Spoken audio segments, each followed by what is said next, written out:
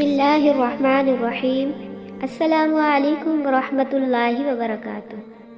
جی پیارے بچوں، بات ہو رہی تھی کہ حضرت مصعب بن عمیر رضی اللہ تعالیٰ عنہ کی دعوت تبلیغ ہی سے حضرت اسید بن حضیر رضی اللہ تعالیٰ عنہ اور حضرت سعد بن معاذ رضی اللہ تعالیٰ عنہ بھی مسلمان ہوئے تھے۔ حالانکہ یہ دونوں حضرت مصعب رضی اللہ تعالیٰ عنہ کو اپنے محلہ سے نکالنا چاہتے تھے۔ ان کا خیال تھا کہ یہ ہمارے لوگوں کو گمراہ کر رہے ہیں۔ اس سلسلے میں پہلے حضرت اسید بن حضیر رضی اللہ تعالیٰ عنہ کو بھیجا گیا۔ وہ غصے سے بات کرنے کے لیے حضرت مصعب کے پاس آئے، لیکن حضرت مصعب رضی اللہ تعالیٰ عنہ نہایت ذہین اور خوش بیان تھے۔ نرمی سے انہیں پاس بٹھایا اور دین کی دعوت دی تو حق بات نے اپنا اثر دکھایا اور یہ ایمان کی دولت لے کر حضرت مصعب سے واپس لوٹے۔ جب حضرت اسید بن حضیر رضی اللہ تعالیٰ عنہ واپس آ رہے تھے تو حضرت سعد بن معاذ انہیں دیکھ رہے تھے اور ان میں تبدیلی محسوس کر رہے تھے۔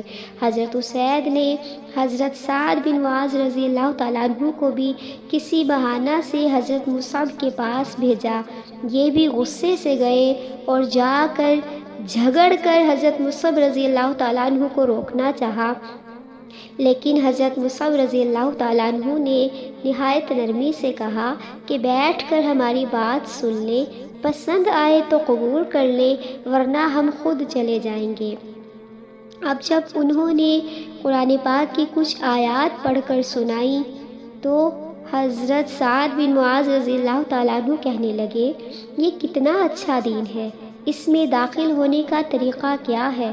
حضرت مصعب رضی اللہ تعالیٰ عنہ نے فرمایا کہ آپ غسل کر لیں اور پھر گواہی دیں اشہد ان لا الہ الا اللہ کی۔ انہوں نے ایسا ہی کیا۔ اب چونکہ حضرت سعد بن معاذ رضی اللہ تعالیٰ عنہ قبیلہ عبد الاشہل کے سردار تھے، یہ اپنے قبیلے میں واپس آئے اور اپنے لوگوں سے پوچھا، میں کون ہوں؟ کیا تم مجھے جانتے ہو؟ لوگوں نے کہا، کیوں نہیں، آپ ہمارے سردار اور ہم میں سب سے زیادہ عقل مند ہیں۔ اب حضرت سعد بن معاذ رضی اللہ تعالیٰ عنہ نے کہا کہ تمہارے مردوں اور عورتوں سے گفتگو کرنا مجھ پر حرام ہے جب تک تم اللہ اور رسول صلی اللہ علیہ وسلم پر ایمان نہ لے آؤ۔ یوں قبیلہ عبد الاشہل کے تمام لوگوں نے اسلام قبول کر لیا۔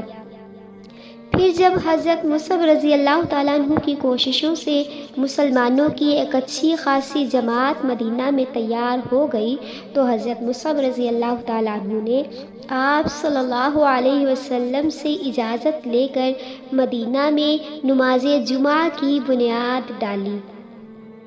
پہلی بیعت عقبہ میں 12 انصار مکہ گئے تھے، جبکہ حضرت مصعب رضی اللہ تعالیٰ عنہ کی کوششوں سے سال بعد ہی دوسری بیعت عقبہ میں 73 صحابہ نے آپ صلی اللہ علیہ وسلم سے اپنی پوری قوم کی طرف سے تجدید بیعت کی اور رسول اللہ صلی اللہ علیہ وسلم کو مدینہ آنے کی دعوت بھی دی۔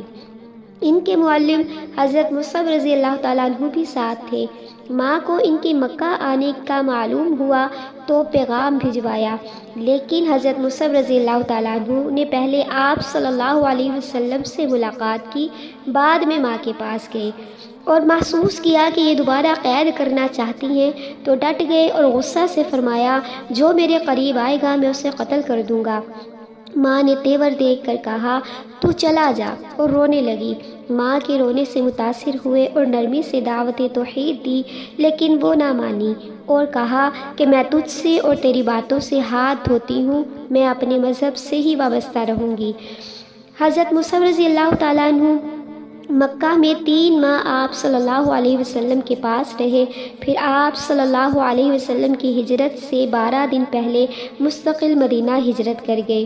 یہ جنگوں میں بھی بہت بہادری سے شریک ہوتے۔ جنگ بدر میں مہاجرین کی جماعت کا سب سے بڑا علم انہی کے ہاتھ میں تھا۔ احد میں بھی حضرت مصعب رضی اللہ تعالیٰ عنہ علم بردار تھے اور اتفاقاً جب جنگ کا پانسا پلٹا تو علم ان کے دائیں ہاتھ میں تھا۔ ابن قمیہ نے ان پر وار کیا جس سے ان کا دایاں ہاتھ کٹ گیا تو انہوں نے علم بائیں ہاتھ میں تھام لیا۔ زبان مبارکہ پر یہ آیت تھی، محمد صلی اللہ علیہ وسلم صرف رسول ہیں، ان سے پہلے بھی بہت سے رسول گزر چکے۔ ابن قبیہ نے دوسرا وار کیا تو بایاں ہاتھ بھی کٹ گیا، تو انہوں نے دونوں بازوؤں کو ملا کر عالم کو سینہ سے چمٹا لیا۔ ابن قبیہ نے جھنجھلا کر تلوار پھینکی اور زور سے تاپ کر سینہ پر تیر مارا۔ حضرت مصعب رضی اللہ تعالیٰ عنہ اسی آیت مبارکہ کا ورد کرتے ہوئے شہید ہو گئے۔ لڑائی کے اختتام پر آپ صلی اللہ علیہ وسلم ان کی لاش کے قریب آئے تو یہ آیت تلاوت فرمائی کہ مومنین میں سے چند آدمی ایسے ہیں جنہوں نے خدا سے جو کچھ عہد کیا تھا اس کو سچا کر دکھایا۔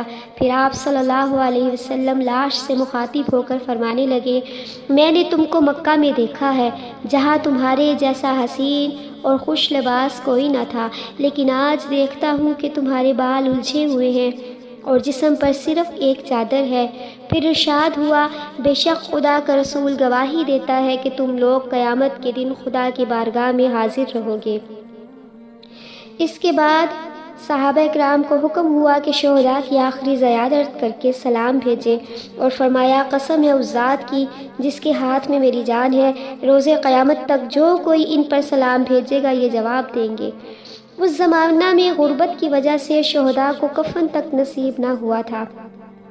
حضرت مصعب رضی اللہ تعالیٰ عنہ کی لاش پر ایک چادر تھی جس سے سر چھپایا جاتا تو پاؤں برہنہ ہو جاتے، پاؤں ڈھکے جاتے تو سر کھل جاتا۔ بالآخر چہرہ چادر سے چھپا دیا گیا اور پاؤں پر اذخر کی گھاس ڈال دی گئی۔ ان کے بھائی ابو روم نے حضرت عامر بن ربیعہ اور سوید بن سعد رضی اللہ تعالیٰ عنہ کے ساتھ مل کر انہیں سپرد خاک کیا۔ اللہ کی ان پر کروڑہ رحمتیں